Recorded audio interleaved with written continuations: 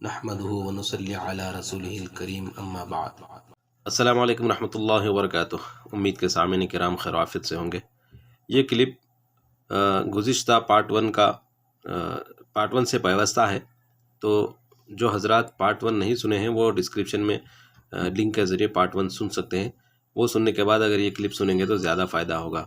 تو بہرحال کل میں بتا رہا تھا کہ غیر مقلدین اور مرزا ملعون قادیانی کے جو فروعی مسائل میں ان دونوں کا جو اتفاق ہے اس پر میں کچھ باتیں عرض کر رہا تھا، اسی کا یہ تسلسل ہے۔ تو بہرحال جس طرح غیر مقلدین ایک ہاتھ سے مصافحہ کرنے کے قائل ہیں اور اس کو سنت نبویہ غیر منسوخہ سمجھتے ہیں اور قرار بھی دیتے ہیں، یہ تیسر الباری وحید الزمان خان کی جو کتاب ہے اس میں مذکور ہے۔ تو اسی طرح سیرت مہدی کتاب میں آپ دیکھ سکتے ہیں مرزا قادیانی بھی ایک ہاتھ سے مصافحہ کرنے کا قائل تھا۔ اور جس طرح غیر مقلدین سفر اور حضر میں خرابی موسم میں جمع بین صلاتین کے قائل ہیں، یعنی ایک وقت میں دو نمازیں قائل کرنا، اسی طرح قادیانی بھی جمع بین صلاتین کا قائل تھا۔ اور جس طرح غیر مقلدین آمین بالجہر یعنی شرارتاً زور سے آمین کہنے کے قائل ہیں، اسی طرح قادیانی بھی آمین بالجہر کا قائل تھا۔ آمین بالجہر گو کہ مسئلہ حدیث سے ثابت ہے، ہم اس کے منکر نہیں ہیں، لیکن چونکہ آمین بالسر قرآن سے بھی ثابت ہے اور احادیث شریفہ سے بھی ثابت ہے، تو اس وجہ سے ہم آمین بالسر کو افضل کہتے ہیں اور آمین بالجہر کو غلط نہیں کہتے۔ تو بہرحال جس طرح غیر مقلدین آمین بالجہر آج جو شرارتاً استعمال کرتے ہیں، اسی طرح قادیانی بھی آمین بالجہر کا قائل تھا۔ اور جس طرح غیر مقلدین نماز میں رفع یدین کرتے ہیں، قادیانی بھی رفع یدین کرتا تھا۔ حالانکہ رفع الیدین کو ہم غلط نہیں مانتے، جتنی روایت رفع الیدین کے تحت آئی ہیں وہ سب کو ہم صحیح مانتے ہیں، لیکن ہم ان روایات کو ترجیح دیتے ہیں جس میں آپ نے رفع الیدین کو ترک کر دیا، اور ترک رفع کی جتنی روایات ہیں ہم ان پر عمل کرتے ہیں اور رفع الیدین کا ہم انکار نہیں کرتے۔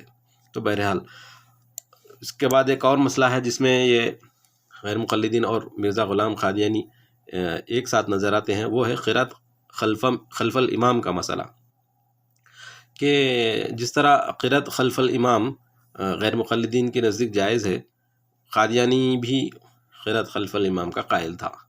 اور جس طرح غیر مقلدین کے نزدیک حضرت عیسیٰ علیہ السلام سولی دیے گئے ہیں، یعنی ان کا عقیدہ ہے غیر مقلدین کا کہ حضرت عیسیٰ علیہ السلام کو اللہ تعالیٰ نے آسمان پر نہیں اٹھایا بلکہ انہیں سولی دی گئی، تو اسی طرح یہ مرزا غلام احمد قادیانی بھی یہی دعویٰ کرتا ہے کہ عیسیٰ علیہ السلام کو آسمان پر بلند نہیں کیا گیا، بلکہ اس نے تو یہ بھی دعویٰ کر دیا کہ وہ خود ہی مسیح موعود ہے۔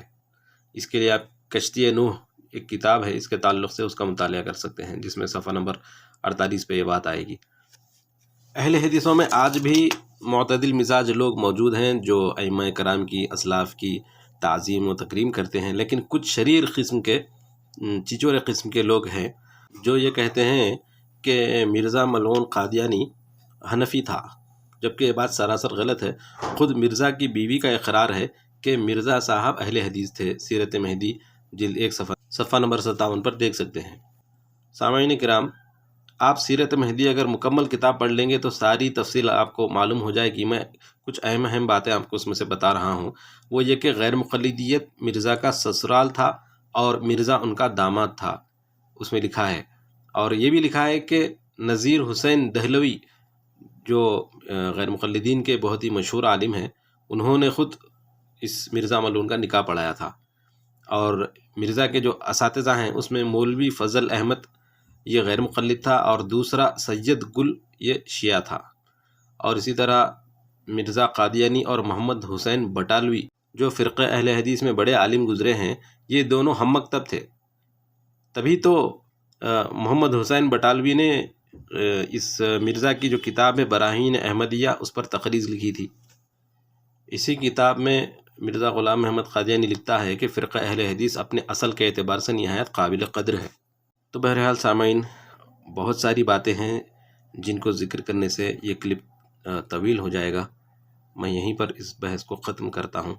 اللہ تبارک و تعالیٰ سے دعا ہے کہ ہمیں ہر قسم کے فتنے سے محفوظ فرمائے، ہر قسم کی گمراہی سے ہماری حفاظت فرمائے اور صراط مستقیم عطا